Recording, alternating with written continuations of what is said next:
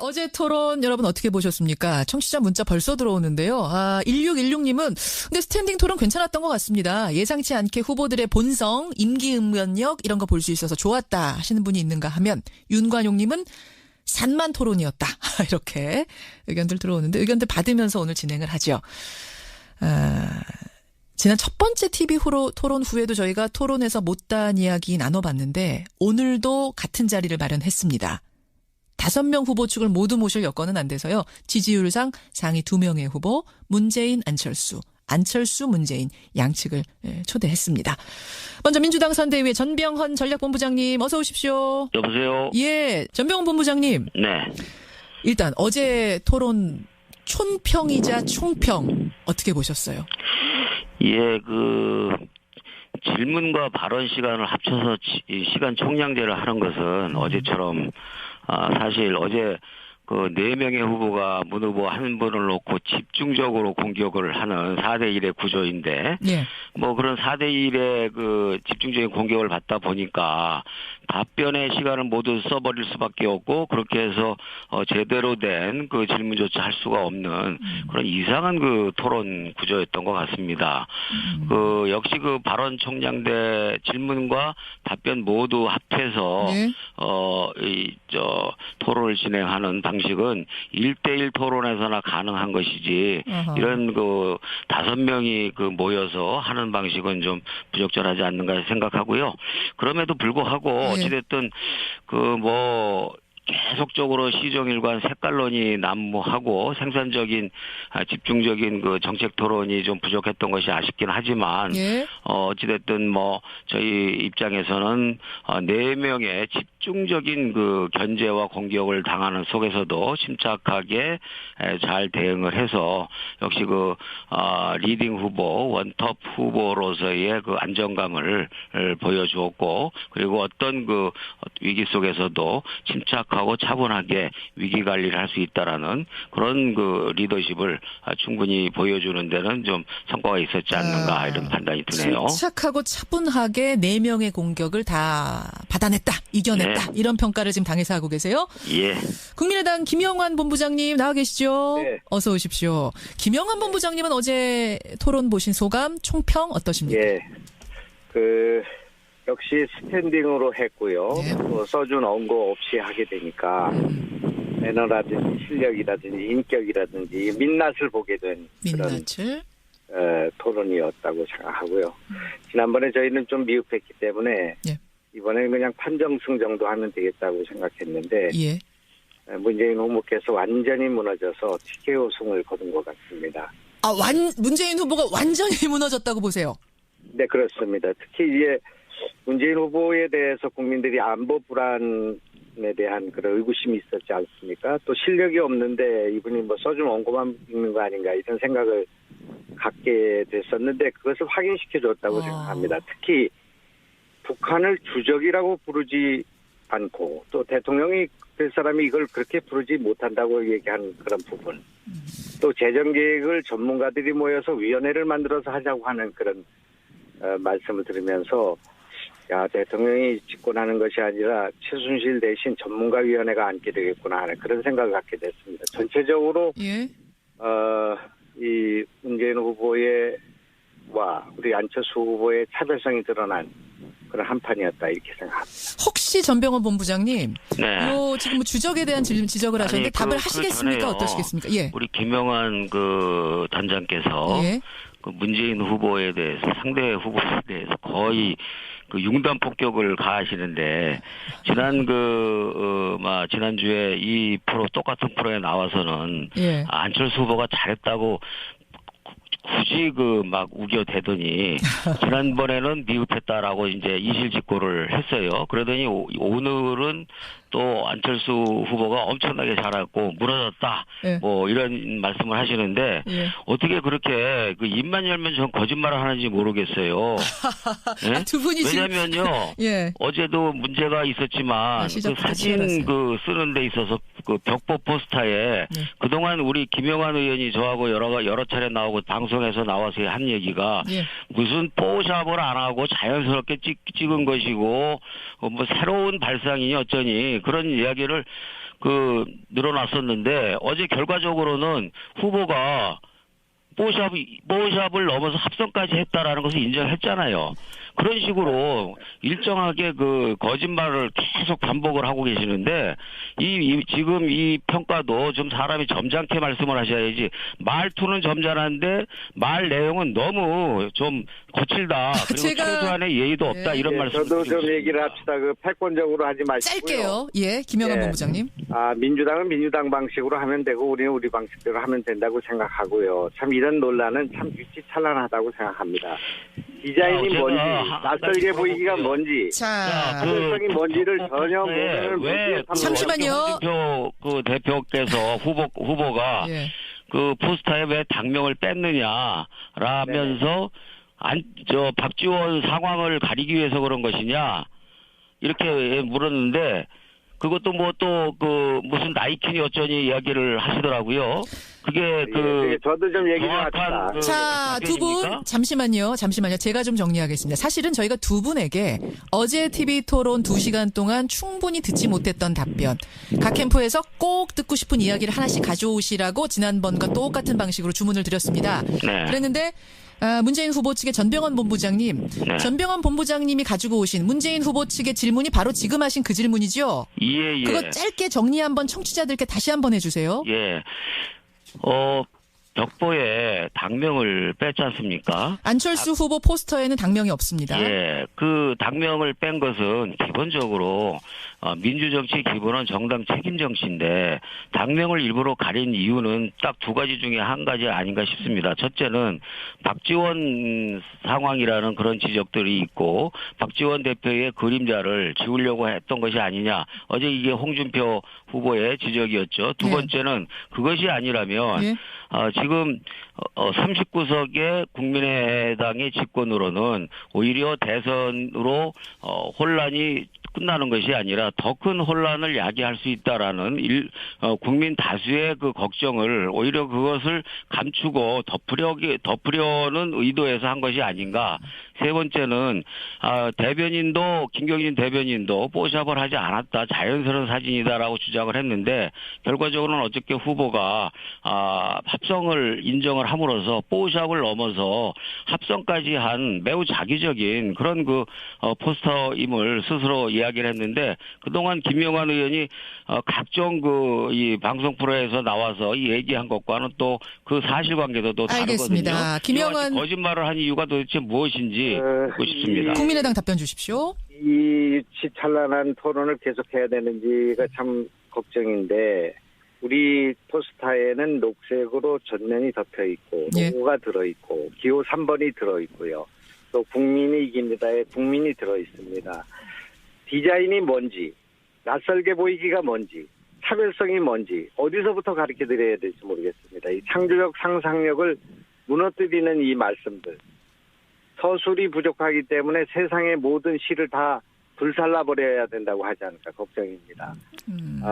정말 이런 생각을 가지시는 분들이 정당의 지도자로 있는 이런 정당이 과연 창조성을 중심으로 한 4차 혁명 시대에 미래를 책임질 수 있는가? 아니 거짓말 아이들한테 창조를 강조할 수 있습니까? 자, 김영환 의원님 마무리해 주세요. 그러면 김영환 의원님 소속 당이 일단 지금 이제 의원 수가 적기 때문에 그걸 가리기 위한 거 아니냐라는 전병헌 본부장 질문에 대해서는 그건 아니라는 말씀이세요. 전혀 생각도 못 해보니. 생각도 못 해봅니다. 얼토당토하지 않은 흑색선전이라고. 자, 요거에 대해서 한 번씩 발언 기회 다시 드리겠습니다. 전병헌 본부장님, 민주당. 지금 말씀하시는 것은 이미지로만 얘기를 하고 있어요. 정치를 이미지로만 해서는 안 됩니다. 정치는 구체적인 것이고 제가 어떤 것이냐 39석의 집권당이 될 경우 불안한다라는 그런 지적들 국민적 우려를 감추기 위한 것이냐 아니면 박지원 대표의 그림자를 감추기 위한 것이냐 이 두 부분에 대해서 명백하게 답변을 해보세요. 국민의당 답변 주십시오. 이미지적으로만 답변할 것이 아니라 아니 왜 포스터에 박지원 대표가 나오고 그것이 무슨 39석이 왜 나옵니까?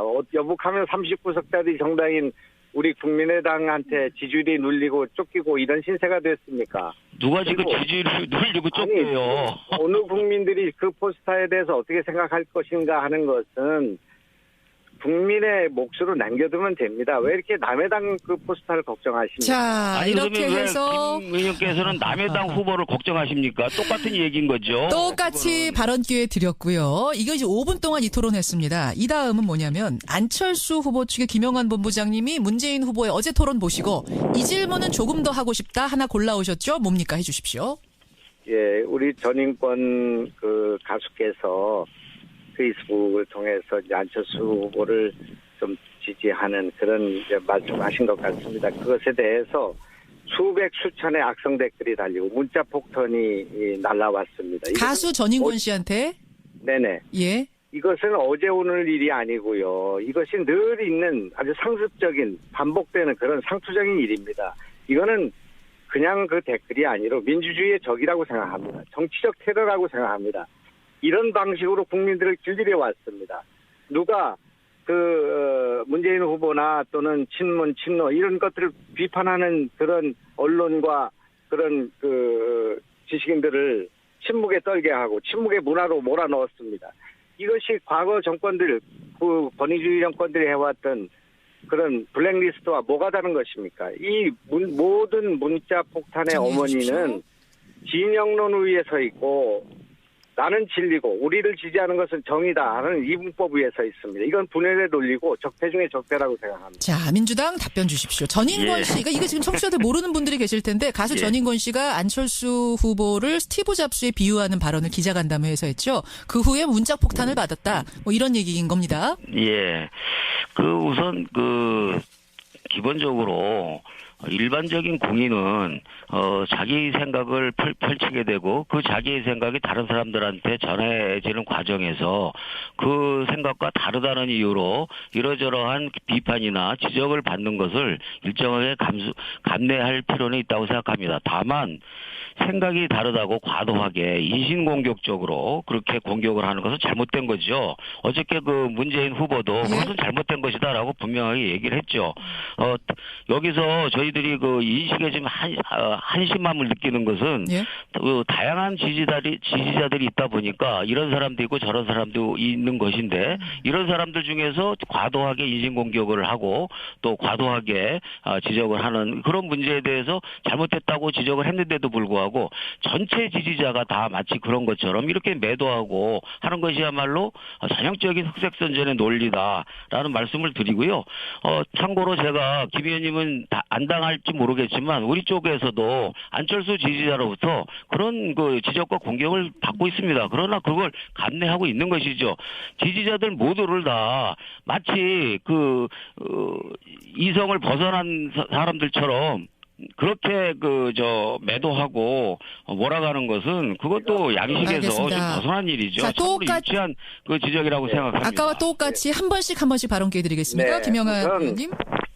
우선 이런 일이 당내 경선에서도 있었고요. 이거 박영선 의원이 말씀하신 거지만 이랬을 때 문재인 대표가 어제처럼 사과를 했어야 됩니다. 그리고 자제를 시켰어야 되는데 이것은 그저 있을 수 있는 양념이다. 이렇게 표현을 함으로써 이걸 조장하는 그런 말씀을 하셨기 때문에 이건 문제라고 생각하고 여복하면 경쟁자인 안희정 후보께서 이 사람을 질리게 하고 정 떨어지게 한다.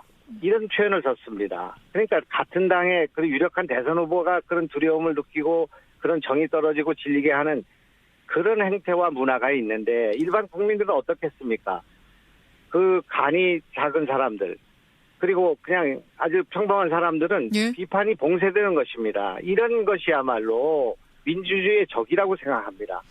다양한 지지자들이다라는 것에 대해서 김영환 다 공개된 정치적 입장을 갖고 있는 공인들이 그러한 일을 당하거나 또는 그러한 문제를 제기를 하고 있는 것인데 마치 모든 국민들을 상대로 그렇게 하는 것처럼 하는 것도 잘못된 것이고 다시 한번 말씀드리지만 문 후보가 그러한 일들이 잘했다라고 이야기한 적이 한 번도 없습니다. 잘못됐다고 얘기를 했고 아마 양념 때문에 지금 말씀하시는 것 양념 같아요. 발언도 당내에서 당인들끼리 당의 동지들끼리 경선을 하다 보면 서로 입장이 다른 당원들끼리 다투기도 하고 또 논쟁이나 언쟁을 하기도 하고 하는 것인데 그런 정도는 서로 우리가 양해하고 감내해야 되지 않느냐라는 취지로 이야기를 하신 것이고 그 부분에 대해서도 다시 한번 정색을 하고 그와 같은 같은 잘못되고 지나친 그런 인신공격은 바람직스럽지 않다라는 알겠습니다. 말씀을 드렸죠. 그러나 자, 그런 복잡한 뭐니 하는 사람들이 두 분 제가 발언 기회를 똑같이 드려야 하기 때문에 지금 할 수 없이 여기까지 듣고 아마 여기까지만 들어도 청취자들께서 나름대로 판단을 하시리라 생각을 합니다. 제가 여기서 끊은 이유는 청취자 질문을 짧게라도 좀 하고 가고 싶어서 그래요. 네, 그러세요. 이 답변도 좀 짧게 주십시오. 먼저 민주당 전병헌 본부장님, 청취자 손지원님이 조승희 님도 질문, 주적에 관한 질문 주셨어요. 주적도 모르는 후보가 어찌 국군 통수를 한답니까? 이 질문 답변 짧게 주십시오. 예, 주적을 잘 알고 있죠. 그리고 그 주적을 규정하고 있는 것이 국방 문서고 국방 백서라는 것을 잘 알고 있는데 다만 이 국방부 대통령이 지휘하고 있는 주관 부서가 주적이라고 한 것은 대통령도 인식을 같이 하고 있는 것이죠. 다만 대통령이라는 자리는 어떤 그 외교적인 문제나 안보적인 문제에서 입장을 명료하게 했을 때 나중에 그런 것들이 꼬투리가 되어서 대화나 협상에 장애가 될 수 있기 때문에 서로 간에 경도되고 악화될 수 있는 문제들은 최소화하면서 나중에 그 대화나 협상을 할 때 최대한의 탄력적인 여지를 만들어 놓자라는 그런 취지인 것이고 알겠습니다. 당연히 그것은 너무나도 상식적인 이야기인 것이죠. 청취자 3131님은 국민의당 안철수 후보에게 이런 질문 주셨어요. 어제 햇볕 정책과 대북 송금에 대해서 좀 애매한 답을 주셨다. 공과 과가 다 있다는. 이게 무슨 의미인가? 애매모호하다. 설명 주십시오. 네, 햇볕 정책이 대화로 또 한반도를 평화의 그런 한반도로 만들어야 된다는 노력과 그 취지, 그 지향이 옳았고 그동안에 많은 성과가 있었습니다. 남북 간에 여러 가지 경협이 진행됐고요. 그러나 우리가 핵을 맞지 못했고 또 그 과정 속에서 대북 송금 특검이라고 하는 그 과정에서 유죄 판결을 받았던 대북 송금 문제가 불거졌습니다. 3번 판결이 있었고 그런 문제에 대해서는 앞으로 우리가 잘못된 것은 잘못된 것으로 우리가 정리하고 그러나 햇볕 정책과 그런 남북 화해 협력 노선, 포용 노선이 가지고 있는 정신, 대화를 통해서 남북 문제를 해결하고 평화를 해결하겠다는 그 정신과 취지는 살려가야 된다. 알겠습니다. 자, 이건 이제 토론 상황은 아니고요. 전병헌 본부장님 죄송합니다. 주적 문제에 대해서 한 말씀만 더 드리면 지금 사실 주적이다라고 말해버리는 건 쉽습니다. 그러나 그 국가 지도자로서 또 책임 있는 전병헌 본부장님 전화를 일단 끊은 후에 저희가 듣고 2부에 전달하는 것으로 하죠. 생방송의 상황 이해해 주시라 믿고 오늘 두 분과 함께 이야기 나눴습니다. 전병헌 본부장, 김영환 본부장이었습니다. 김영환 본부장이었습니다.